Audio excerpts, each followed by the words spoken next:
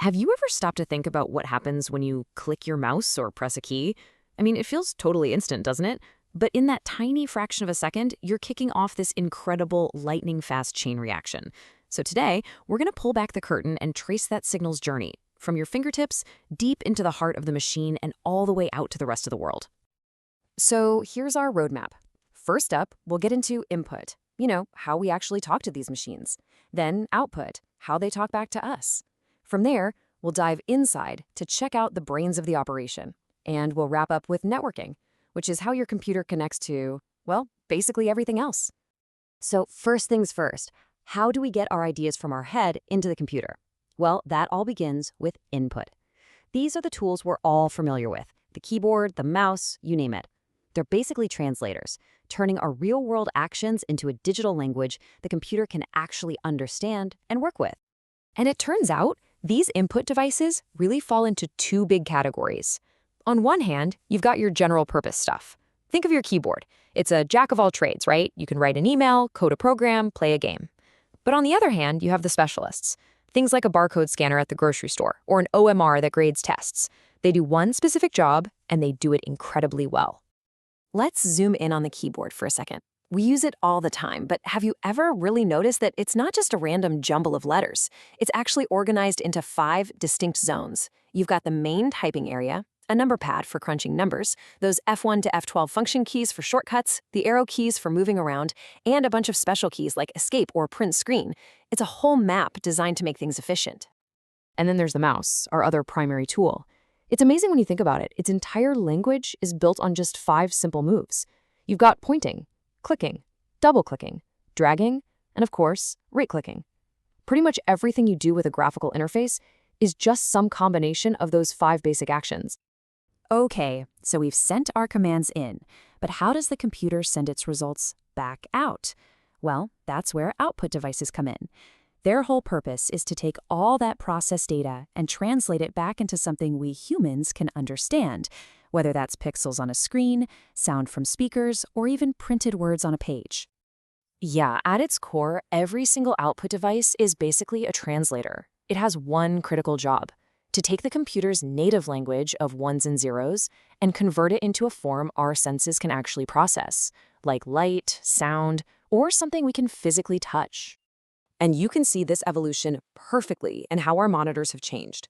Remember those old, massive CRT monitors? The big, bulky ones? They were absolute power hogs, generated a ton of heat, and took up half your desk. Then came the game changer, LCDs. They were way slimmer, cooler, and so much more energy efficient. And even though they cost more at first, it's pretty obvious which technology won out. But what actually makes the screen look sharp and clear?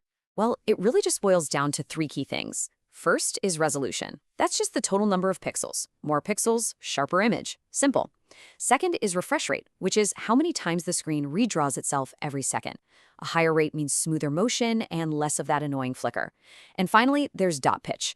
Think of it as the tiny gap between pixels. The smaller that gap, the more solid and detailed the image looks. All right, we've covered all the stuff on the outside. Now it's time to pop the hood and take a look at the engine. We're going inside the box to where the real magic happens, the actual processing, the data highways, and the computer's memory. Inside the computer, think of the system buses as the city's road system for information. You have the address bus, which is like the street signs. It tells data exactly where to go. Then you have the data bus. That's the actual highway the data travels on. And finally, the control bus acts like all the traffic lights, sending out signals from the CPU to make sure everything happens in perfect sync. When we talk about memory, it's really split into 2 main types, RAM and ROM. The easiest way to think about it is this. RAM is like the computer's short-term conscious memory. It's super fast and holds everything you're currently working on. But it's also volatile. Turn the power off, and poof, it's all gone. ROM, on the other hand, is like the computer's subconscious. It's permanent, non-volatile memory that stores the really basic stuff, like the instructions for how to even start up. And to make things more interesting, not all RAM is the same.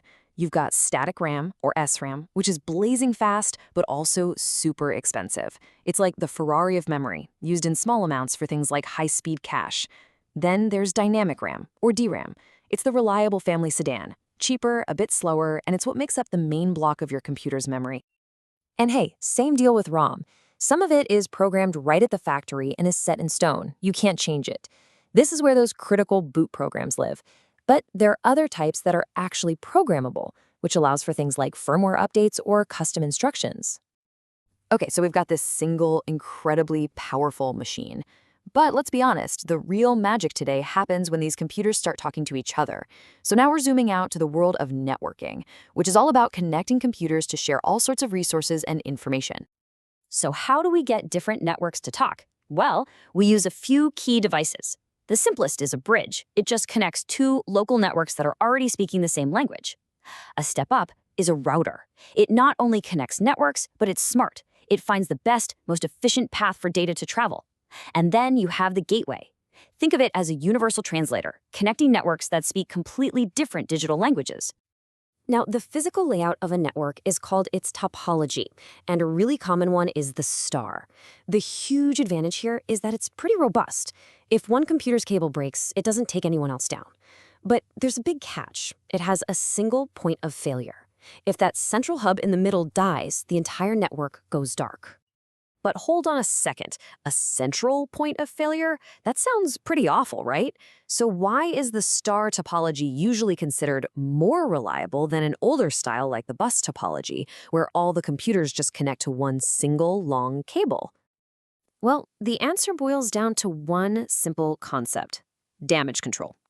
In a star network, if one cable fails, only that one computer is offline. Everyone else keeps working just fine. But in a bus network, that main cable is the lifeline for everybody. If that cable breaks anywhere at all, the entire network gets cut in half. It's the difference between one person having a bad day and the whole office shutting down. So there you have it. From a simple click of a button through the processors and memory and flying out across a global network, we followed the whole incredible path. These are the fundamental building blocks that have created the digital world we all live in. It's an amazing system, which really makes you wonder, what's going to be the next fundamental piece that changes everything all over again?